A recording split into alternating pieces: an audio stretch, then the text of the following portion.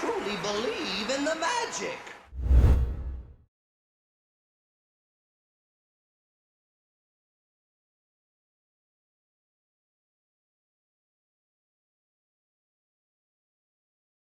What's up, Magic fans? I'm Mikey, and welcome to this week's episode of Penny for Your Thoughts, the Orlando Magic UK podcast. Today is a Friday, the 24th of June, 2022. This is the post-draft reaction podcast. As always, I'm joined by my friend from the Valleys, Geraint. Evening, mate. Good evening. How are we? Caught up in your sleep yet?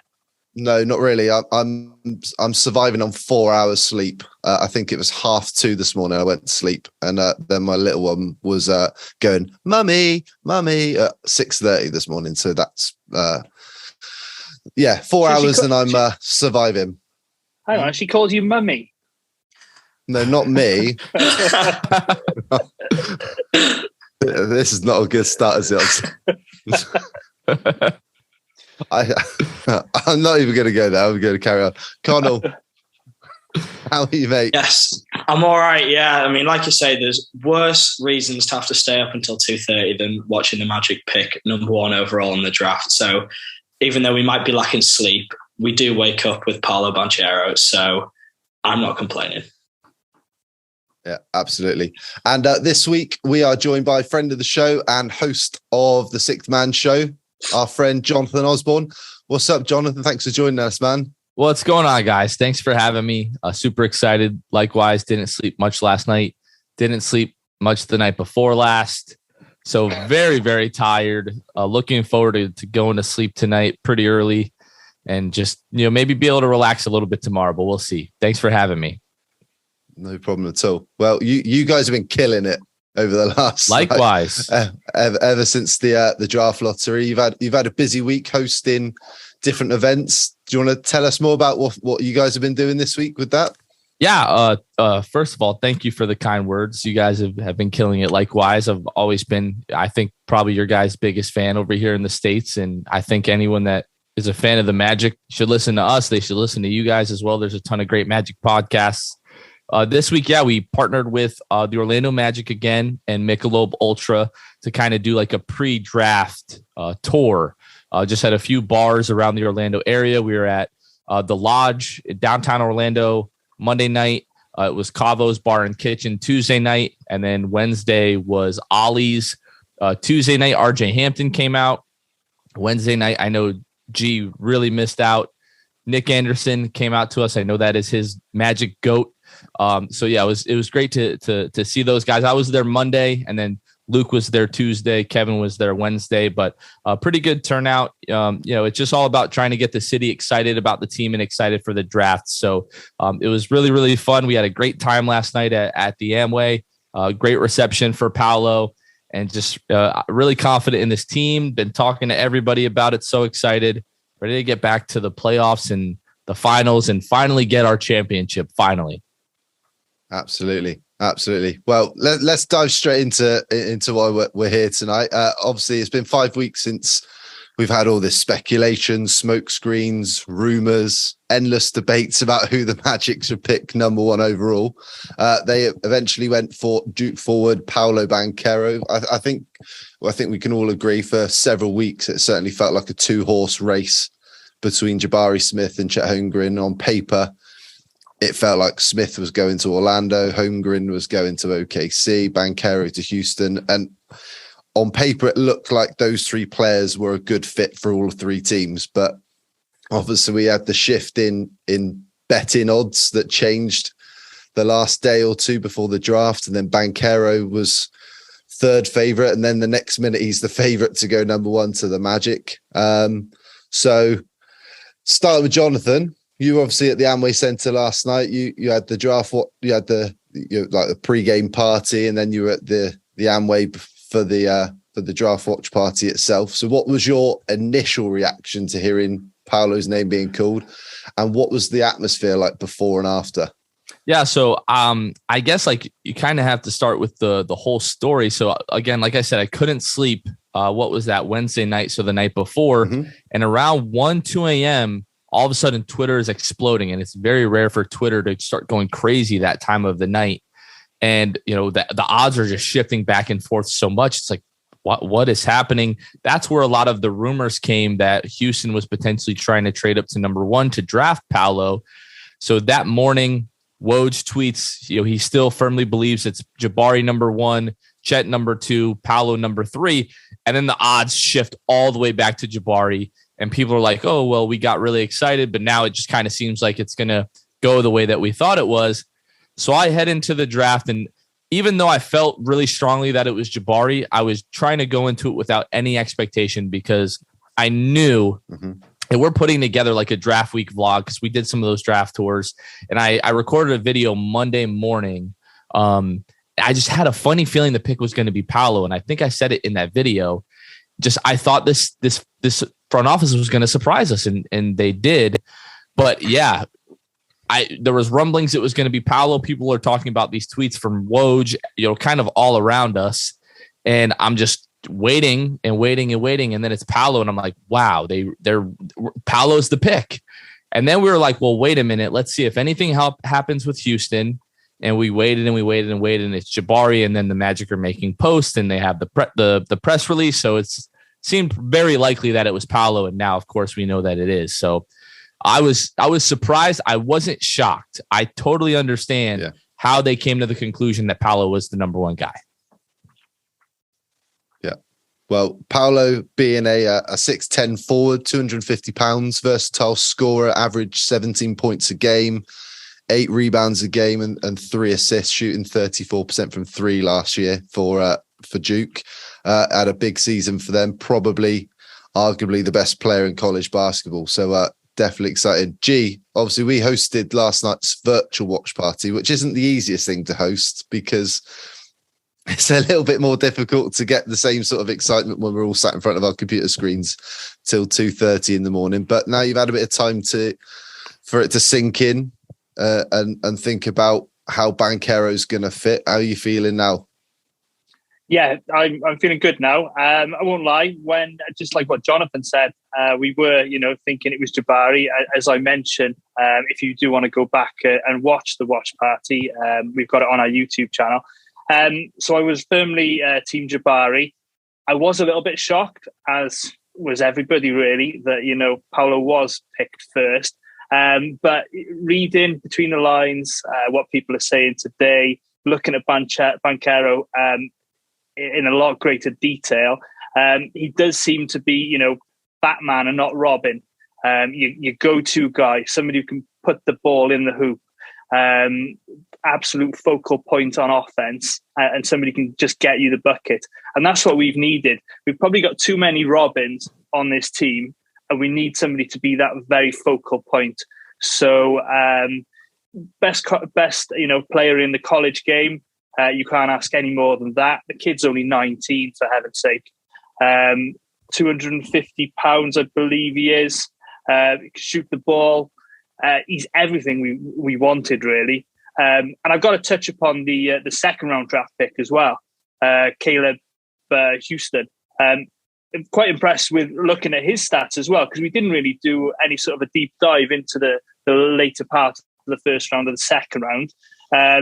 Again, tall, he's kind of a 3-and-D guy, shot the ball well in high school, 41% from 3, 38% in college, 6'8", as I said, 18 years old.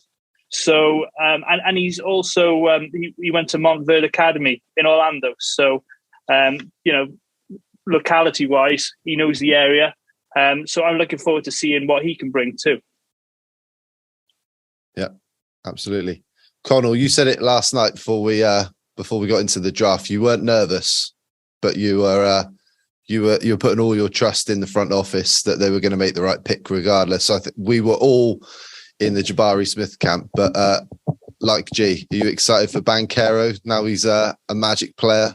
Well, I think my words were, I'm excited, but I'm in no way nervous, because the trust that we've built up in Weltman over the moves he's made over the past few years meant that we could have taken anyone and I'd have been happy with it. And I mean, it shows as soon as he started his presser last night after the pick was made, before he took any questions, he said, I know there's been reports that we've, never made contact with Paolo. We've actually had multiple points of contact with Banchero, which kind of goes back to what Jonathan said at the beginning.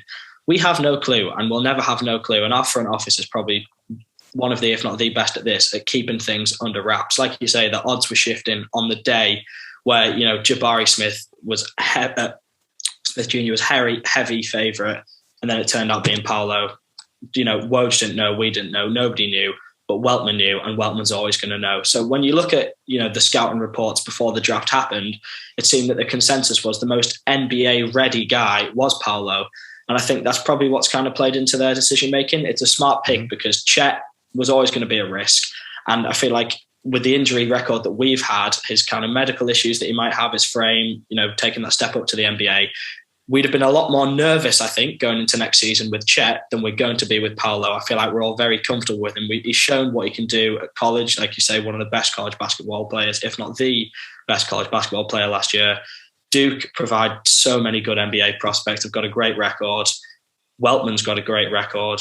And I think it will help the Magic's record next season. And the kid's only 19.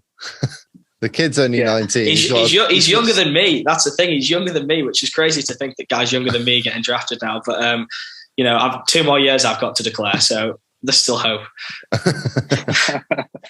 You've got to love what Jeff Weltman's done in that, you look back at the Magic, 5-6 years ago when they took that photo and we signed somebody to a 10-day contract, and behind them they had the whiteboard with all the, the targets. And you think now about the team and what Weltman's bringing. And I think there was a quote overnight where he said, if you play poker, you don't show your hand. And I really like that. The bet, Vegas couldn't pick who it was, going back and forth. Mikey, we said in our little group, I think Schmeichel J. Fox, he used to work at a betting company in the UK, and he was basically saying the way they're reacting, they don't know what's happening, and that's just so nice to have, that cloak and dagger. Yeah, absolutely. Absolutely. So it's been announced today that Banchero is going to wear number 5. Obviously, there's a certain player who's been wearing number 5 who has now said he's going to be wearing number 11, which he wore back in high school, Mr. Bamba. I was going to go to this later on, but it kind of feeds in. Well, Jonathan, how does that make you feel about the potential of bringing Mo back? Because I mean, it doesn't sit well, does it? Really doesn't exude. It doesn't. Instill a lot of confidence. That's kind of what I would say. I still, not to get into this conversation too much, but I do still like the idea of bringing Mo Bamba back as a reasonably priced backup. I find it hard to believe that just kind of within hours of Paolo getting drafted, he and Mo Bamba were talking and agreed on a price that Paolo would pay for number 5, or maybe this was something that Bamba already had planned, that he was going to go from 5 to 11. I don't think that there was anyone on the Magic that wore 11 last year, so I don't know if maybe he was hoping that James Ennis was going to come back. I think he was the last one to wear 11 for the Magic, so maybe he was kind of holding off on to see if James was going to be with the Magic before he decided to go to 5. But yeah, it doesn't instill a ton of confidence in me that Mo Bamba will be back. But it could mean nothing. It could be. Now I've had time to think about it. Like last night, it's a bit difficult because you're trying to host the watch party and you're watching the picks come in. I've got like a 30-second lag over everyone else, so I found out later. But at the time I was kind of the pick come in, and then you're kind of thinking, well, when are we going to make the trade? Because that was the next thing, wasn't it? You're thinking, right, Houston take Jabari. Chet was always going to go to OKC, or it certainly felt that way. You're thinking, well, when's this trade going to happen? I sat here for an hour after we made the pick thinking, when's this going to happen? It never came. And then obviously the Magic were tweeting out like, welcome to Orlando and all the other stuff. And now I've had time to think about it. You want to take the best player available at the top of the draft regardless. And I think had we have not maybe had Wendell had such a good season, then you could have made a bit more of an argument for taking Chet. But Banchero is the best player available. Jabari felt like a more natural fit next to Franz and Wendell, but we needed that go-to scorer. We needed that number one option who can go out and get us a bucket every night. So I'm really interested to see how he plays with Fultz this season, because that's a scary thought offensively. It's a scary thought offensively. Have you guys sort of had a quick think about where, and this is really early on, but have you had to think about where the Magic might go with the starting five next season? Jonathan? It might be early, but that's all I've been doing today. That's all I've been thinking about. Yeah, okay. Absolutely. So first of all, everyone's like, okay, well, what does this mean for Jonathan Isaac? So if we look at the way that the Magic handled Markel's return last season, is he immediately went to the bench and just kind of ramped up his minutes towards the end of the season. So I think this gives the Magic an excuse that no matter what they wanted to do, now they can start Paolo night one. He's the number one pick in the draft. I mean, I can't think of the last time the number one pick in the draft didn't start on opening night. Maybe it was Markel. I don't know if he was having the shoulder issues at that point. However, now you can say, all right, we're just going to bring Jonathan back if he's ready for opening night. That's still kind of a question up in the air. Kobe Price reported on that today, that they're still not putting timetables on Jonathan Isaac and his return. But you can say we're going to bring Jonathan back kind of slowly. We'll start Paolo. So for me, it's Markel at the 1, Suggs. It might be Cole Anthony, but I would lean towards Jalen Suggs at the 2, Franz Wagner, Paolo Banchero, and Wendell Carter Jr. And that gets me so freaking excited if that's our starting 5 opening night. Give me Jalen or Cole at the 2. Like, Cole might give you a little bit more offense. Jalen will give you a little bit more defense. And we're ready. We're ready to compete for a play-in. We might flirt with it. I don't want to say we'll make it, but we should be in that conversation come March and April. We shouldn't be talking about the draft in February next year. Yeah. I was just going to say, I absolutely agree with Jonathan. Everything he said there, in terms of the starting lineup, that's who I'd pick, those 5. But, if you're going for defense, then, you can, well, you wouldn't want to switch Suggs out, but you could insert Isaac in there with Wagner, Wendell, and Paolo. And that's a really tall, long team then, isn't it? There's and no team ever scored again. Yeah.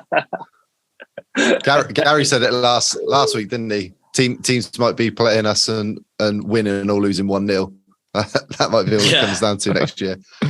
But I think no. Go on, Connell. I was just going to say, I think you look at that team and you look at the average age of that team. I don't know what it is off the top of my head, but it's very, very young. And even though we're maybe not obviously competing for a championship at the minute, you'd much rather be in our position than a team who's looking at the play-in or maybe a first-round exit or an 8 seed. I think being the Orlando Magic right now is a far more exciting prospect than being one of those teams who's realistically not going to make it far in the playoffs, like we were maybe a few years ago, where we had a decent enough squad to make the playoffs, but we weren't realistically going to challenge for a title. I feel like the squad we've got now, they're so young. The ceilings are so high. You look at Suggs, you look at Banchero, the trajectory that Wendell's on last season, Franz Wagner, Markel Fultz, who's coming back. That's our entire starting 5 who've managed to get us excited about being extreme prospects. Even if they all don't live up to their absolute maximum ceiling, this team will be surpassing these, playing early exit teams in a couple of years easily. So I think, if people are going to still ignore the Magic and say, oh, well, you're going to have a bad record, you're not going to make the playoffs. Realistically, I think they'd rather be us than them, because we've got real prospects in our organisation and it's an exciting future. Was it earlier this week, ESPN announced their rankings ahead of the season and they had us 30th. It's just to their credit, they said much too early, and it was. Yeah. It was too early. And another example that they don't watch the Magic either, but we don't need to go into that because we know it's obvious. Yep. So let's. So we know Paolo's obviously going to raise the floor of this team already based on his ability offensively, and I think leading up to the draft, the top 3 was so close that everybody was just finding little things to nitpick on the 3 players just to try and create that little bit of separation. And I think Paolo's probably better defensively than people give him credit for, especially if you put him next to players like Suggs, who's gonna stay on his ass to make sure he's not taking plays off and and doing the right thing. He's got a lot to learn on that end of the floor. But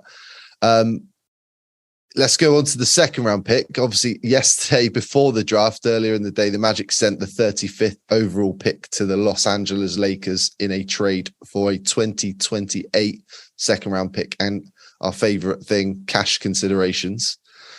Oh, yeah. I've already had G's thoughts last night. I want to get Jonathan's reactions first. What did you think as soon as you saw that come in? Were you as angry as Geraint, the fact that we were helping out the LA Lakers? Well, thankfully for us, the LA Lakers need a whole lot more help than the 35th pick in the draft. I don't think it's going to be a game changer for them, luckily for us. But yeah, no, I wasn't all that upset about it. I figured that at that point, it meant that they had kind of exhausted all options trying to trade back up into the first with those two picks. I know a lot of us had kind of hoped that they would be able to do that. And to me, that was like, okay, well, then, we're most likely not able to get back into the first, at least not with those two picks being the package. I thought there was still a potential that maybe Terrence Ross could get moved, and maybe it's Terrence Ross and 32 and, maybe a future second or something, and you can move up into the end part of the first round. But none of that really came to fruition. Like G talked about, end up with the kid, Caleb Houstan. I haven't looked too much into him, but I know his reputation is kind of that 3-and-D guy playing underneath Dwight Howard at Michigan. 18 years old, like you said, played at Montverde Academy, near Orlando. The biggest thing, I watched just some of his tape last night. 6'8", moves really, really well for a 6'8" guy. Very quick release, good form. Only 35% from the 3-point line, but I think here he's not really going to be doing as much like moving or shooting on the move as he did at Michigan. A lot of like just coming off of different actions that they ran in transition. If he plays for the Magic this year, the Orlando Magic, that is, I think he'll mostly just kind of be like a spot up guy. But no, I'm a big fan of what we did in the second round. You hate doing business with the Lakers if you can avoid it, but I don't think it's really consequential. Yeah, Connell, were you surprised not to see Terrence Ross move last night? Yeah, well, we spoke about it a little bit in the watch party, didn't we? About, using him as a piece while we still can. Maybe, the Steven Adams trade that we spoke about potentially. But I'd always, even before, earlier on in the season, I thought that we wouldn't see him make it this far. And the fact that he's still with us is still surprising to me. And don't get me wrong, I love Terrence Ross. He's actually one of my favourite players on the team. We've had him for so long now that you do grow to love the guys. But I thought we'd have moved him, and I thought we would have tried to move up into that first round. I wasn't too upset about losing that second round pick, and I think partially that's because we had 32 as well. So realistically, if we drafted 2 second round players, how many of them are they both going to get an opportunity next season? It's less likely. So if we kind of focus in on that one guy, maybe there wasn't somebody immediately after Caleb who we thought was going to be able to impact the team. So if they thought cash considerations and pushing a pick back a couple of years to see if there's a better option was the right thing. Like I say, I'm always going to trust what they want to do. But Terrence Ross, Mo Bamba, Bol, there's a lot of guys who's kind of up in the air and have been for a while now of what we'll see from the next season. So it'll be interesting how that plays out. Yeah, that move upset a few people, but the truth was we were never going to go into the season with 3 rookies on this team. When you consider we've already got 10 players, which doesn't include Paolo now, Terrence Ross, re-signing Bamba, re-signing Gary Harris, that only really leaves one roster spot open. And if Caleb Houstan is that 15th guy, which he may or may not be at this point, we don't know, they weren't going to keep both picks last night, regardless of what they did. But it's going to be interesting. Obviously, before we jumped on, the Magic just got done with their introductory press conference where they unveiled Paolo, Banchero and Caleb Houstan. Any sort of takeaways, guys? I think it was just a typical sort of press conference, general questions for the players. But anything that stood out for you guys, Jonathan? Oh, no, it was just exciting to hear, how excited they both are to be here. I think part of the uncertainty that Magic fans had around potentially picking Paolo is, if the guy didn't work out here, then maybe he doesn't want to be here. But as soon as I saw his reaction to the pick last night, it just instantly, like, his head in his, in his hands and, wiping back the tears, It's like, no, this guy wanted to be the number one pick all along. You don't react that way if you don't want to be here. So he's excited to be here. We're excited to have him. It wasn't a groundbreaking press conference by any means, just kind of run of the mill. But, he's happy to be here. He's ready to get to work. I know that all the guys on the team are excited to meet him and just kind of welcome him with open arms and get to work. So 2 weeks and we're into the summer league, and I can't wait for that. Absolutely. G? Yeah, a lot of what Jonathan just said. Standard run of the mill press conference, really. They said the right things. They didn't say too much. The only other bit of information we did get from it is we've got confirmation that both Paolo and Caleb will be participating at Summer League for us. So, no, generally very happy and good to see them in Orlando, and hopefully they can get to work soon. Yep. Absolutely. So we are less than 2 weeks away now from NBA Summer League, which is in Las Vegas, home of the Raiders.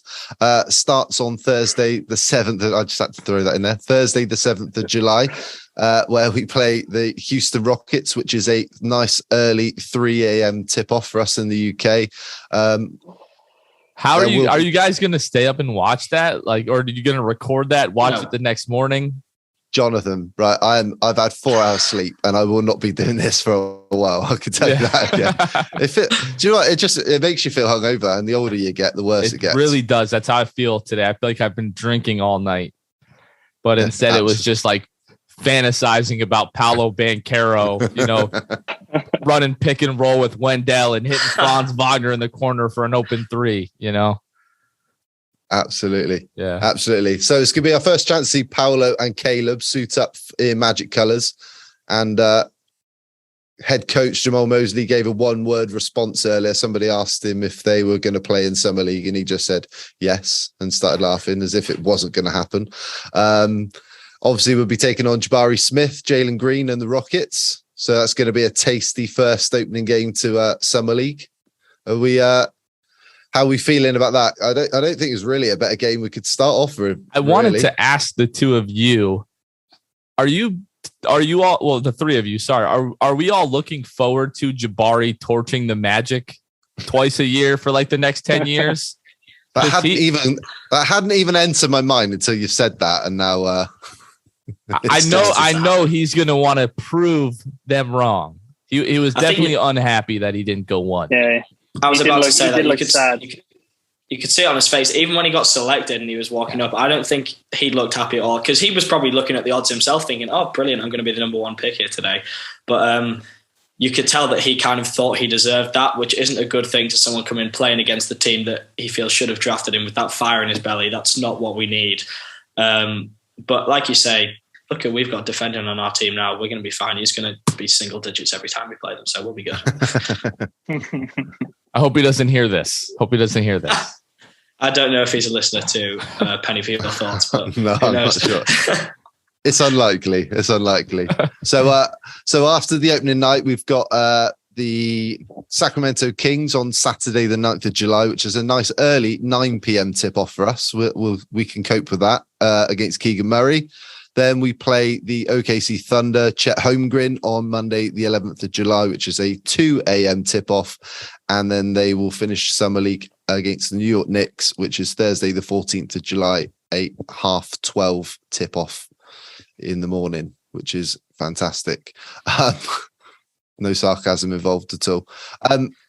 Obviously, that Houston game is going to be a bit tasty. Is there? I can't remember without looking. I'm only doing this on 4 hours sleep, but I know yesterday they were starting to confirm players that were going to be playing in the Summer League. Is there any other notable players that you guys can remember? Devin Kennedy, I think, is going to be playing for the Summer League team, if I'm not mistaken. I know last night he joined Dante and David Steele and those guys on the broadcast at Amway, and was telling, they had Paolo on there as well, and he was telling him, I'll see you in Vegas. So I spoke with Jalen last night, and he said that he's not playing Summer League, but they're all going to go to Vegas, a lot of the guys from the team, to just kind of be there to support them. So I don't know if Devin is part of that group or if he's going to be playing. It wouldn't surprise me if Devin played in Summer League. On that note, Jonathan, congratulations on getting Jalen on the podcast. That is quite a coup. Fair play to you. And I listened to it this morning. Superb as always. Thank you. How was he though? How was? I mean, sometimes you think that like you kind of know how someone's going to be in person, and I really felt like he was going to be very kind and down to earth, and that's exactly what he was. You know, he didn't not any kind of ego or anything like that for whatever reason. So we did a draft reaction video last year. So when Scotty Barnes was the pick at 4, everyone in Amway freaked out because we knew we were getting Jalen Suggs and we were so excited. And the night of the draft, that he's just scrolling through Twitter or whenever that video came out a few days later, and he saw it and was just super excited. And like he retweeted it, just seeing everyone react to him being the guy was just like, you know, it really meant a lot to him. So we got in contact like shortly after that time and have just kind of reached out to him every now and then, like, hey, I hope you're doing well. Would love to have you on the podcast sometime, you know, kind of thing. And he had mentioned that he would like to at some point, but during the season, they're very busy. And last night, my wife and I are driving to Orlando, and he sends us a message like, hey, I'm going to be there tonight. Would love to meet you guys. And we're like, did he send this to the right people? Like you realize that we just like run a podcast, right? So we were in the middle of recording last night up in the ozone, like the upper level of Amway Center. And he's like, hey, like, you know, come on down to the tunnel. Would like to meet you guys. So we like stopped, ran all the way down, and we're talking to him. I'm like, Jalen, I'm like, you want to just come up for like a few minutes? Like kind of like half kidding. And he's like, let's go. And he came up and was just awesome. It's, you know, I'm very biased about the team. I know we all are. But it makes me really proud that we can root for an organization where just time and time again, you meet people and you build relationships with them and you find out that they are actually genuinely very good people. And to me, that just makes me so much more proud to root for the organization that we all love. And just to find, you know, they say, don't meet your heroes. You know, you kind of hear that, but like I keep meeting my heroes with this team and they're all fantastic human beings. So it was that was my biggest takeaway from meeting with Jalen. Like it was really cool for the podcast, but just a normal guy, you know, like he just happens to have an extraordinary job, but just a great kid. It was very kind to us, was very nice to my wife that was with us. Just a heck of a kid. We've had compliments, but you didn't have to call us your heroes, mate. All right. Well, I mean, you guys are number one. Like I was like, yeah, you know, Jalen Suggs, great having on the podcast, but I got to jump on Penny for your thoughts. So there you go. I love you guys. I'm not shy about that at all. Absolutely, man. So we got free agency actually starts before we get to before we even get to summer league. Do we ever get a break? Oh, we just need to keep turning these episodes over every single week. It just gives us something else to get out there. You guys are probably the same. Like since the lottery, like our numbers have just shot up with like every episode we've been doing. Why people want to tune in and listen to us waffle on every single week, I have no idea, but they do. They do indeed. But yeah, we got free agency, which starts on Thursday, the 30th of June, kicks off at 11 o'clock for us in the UK. The Magic have really got 4 main players that they either need to take care of or make decisions with. We've got Mo Bamba and Bol Bol, our restricted free agents, and Gary Harris and Robin Lopez are unrestricted free agents. I'll go to Connell.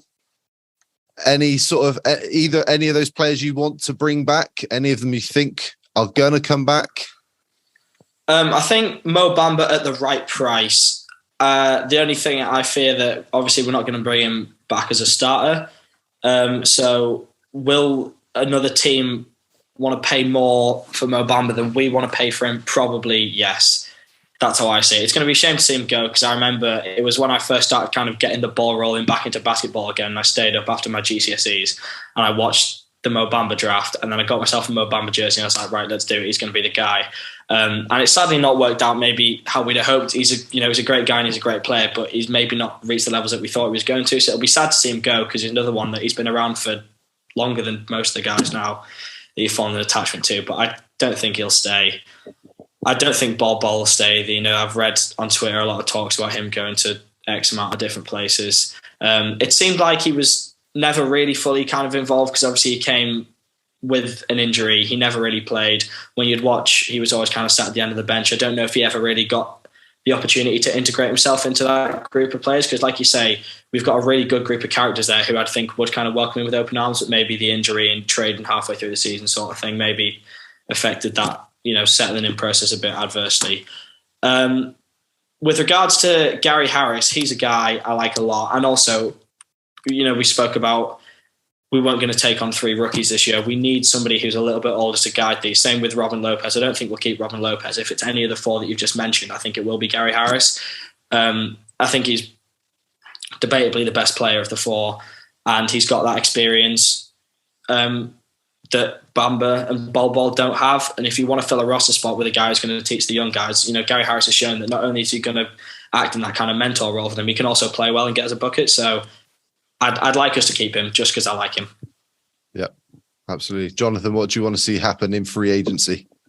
I would like to see us bring Mo Bamba back just at the right price. I think I'm kind of with Connell. It's just, you don't want to overpay for him. You don't want another team to give him this outrageous, offer sheet and then the Magic match that just to kind of keep the asset, because then it turns into, how do we flip this around if we need to?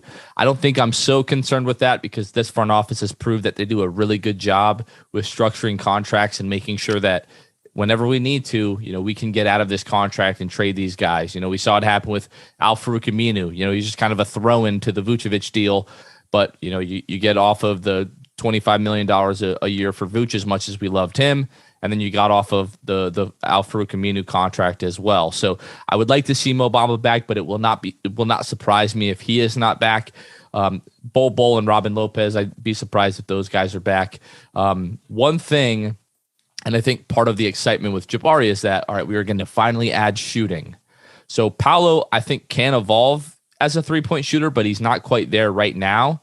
So more than ever, I think there's going to be a premium on shooting for this roster. And we can't get rid of those Gary Harris corner threes. We need those to stick around a little bit longer. So if he wants to be here, I think for me, that kind of moves as priority number 1 in terms of our free agency dealings. Keep Gary Harris, even if you have to overpay him for, a year or 2 years, whatever the case may be. If not, then you just go ahead and start handing out bags to some of these shooters and see who wants to come and play in Orlando with the number 1 pick. Yeah. If Mo doesn't come back, now he's been handed the number 11 shirt. Who do you think the Magic should target in free agency or maybe via a trade? Oh my gosh, I haven't got a list in front of me, mate. That's putting me on the spot. Mate, I like putting you on the spot. That's what I'm here for.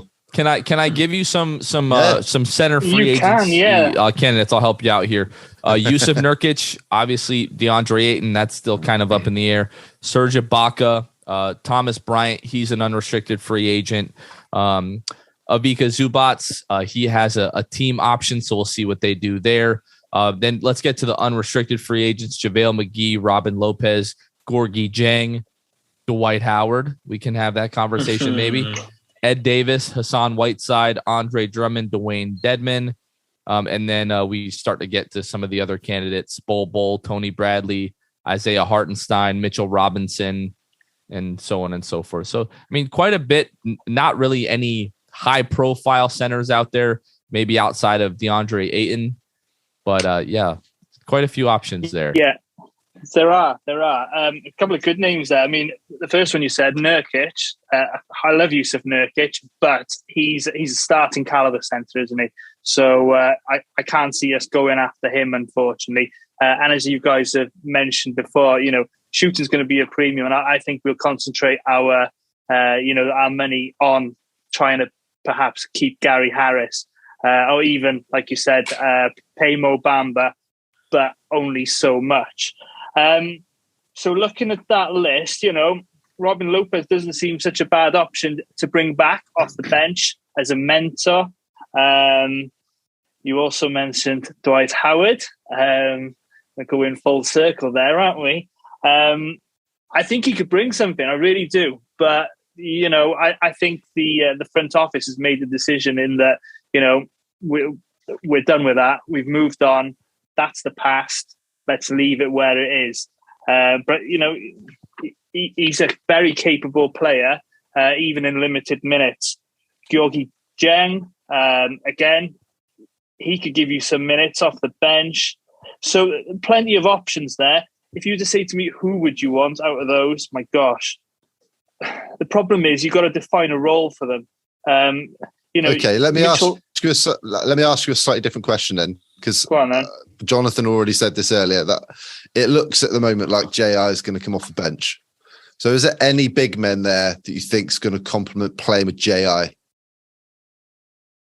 I know that's not necessarily like top of the list of priorities, but just I don't think it's something about.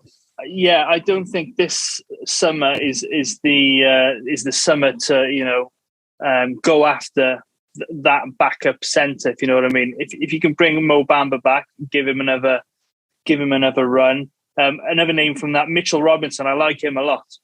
He can do it all. He's an animal. But again, he'd probably want starters minutes. So you're probably looking, if you're trying to bring somebody back cheap, you are probably looking at Robin Lopez or maybe a Dwayne Dedman who can spread the floor because he's developed a 3-point shot in recent years.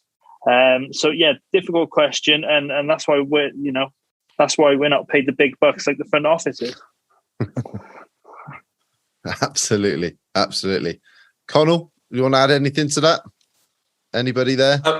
I mean, like you say, it's not something that I've even really kind of thought about, especially with the Jonathan Isaac thing. And like what G said, this year's probably not the year. I feel like this year is going to be very much another developmental year where we're trying to spread the minutes more between the young guys rather than focusing on trying to go all out to win every single game with that backup centre. I think that's just the reality of it.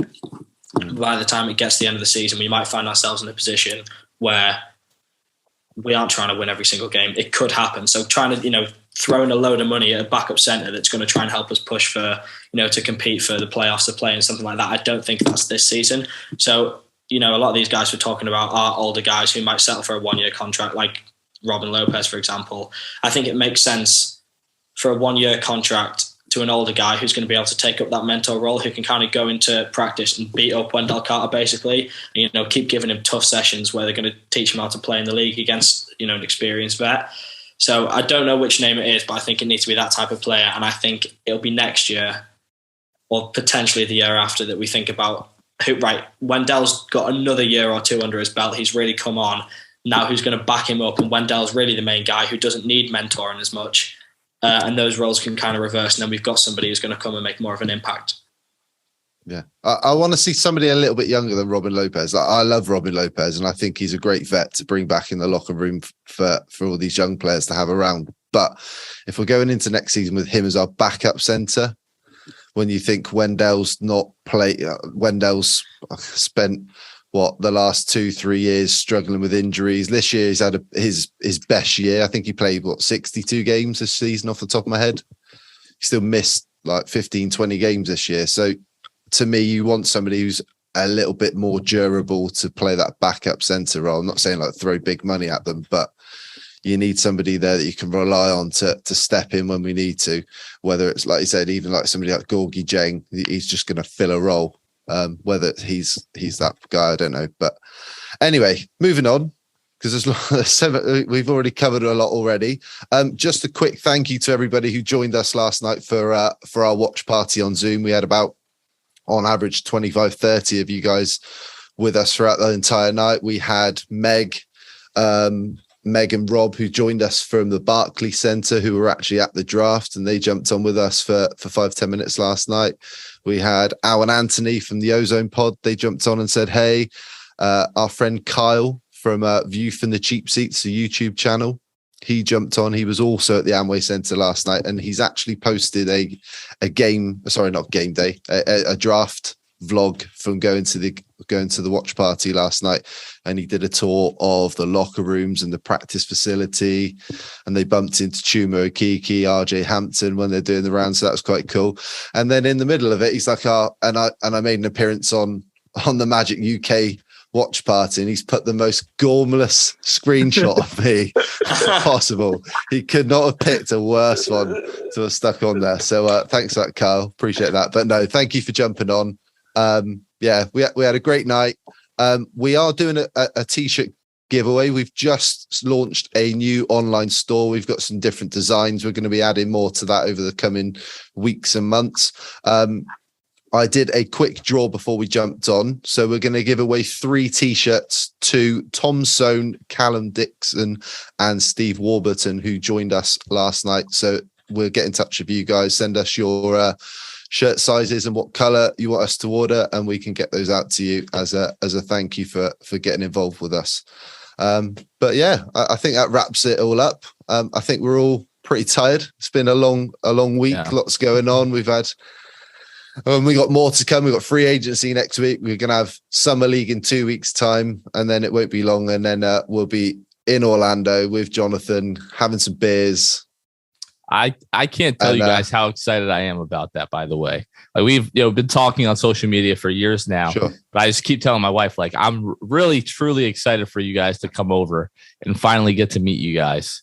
Super excited. Before we go, the last time that we talked about doing a podcast, there was a little, not a wager, but kind of a deal that you all would give your best American accent, and then I would give my best British accent. So are we up for doing that today? Do we want to try to give that a go, or do we want to save ourselves the embarrassment? Let us practice for a bit first. Okay. The next time. We'll do it next time. That is the biggest cop out I've ever heard. But I mean, I was going to say I've had 4 years of practice, so I should probably keep my head down.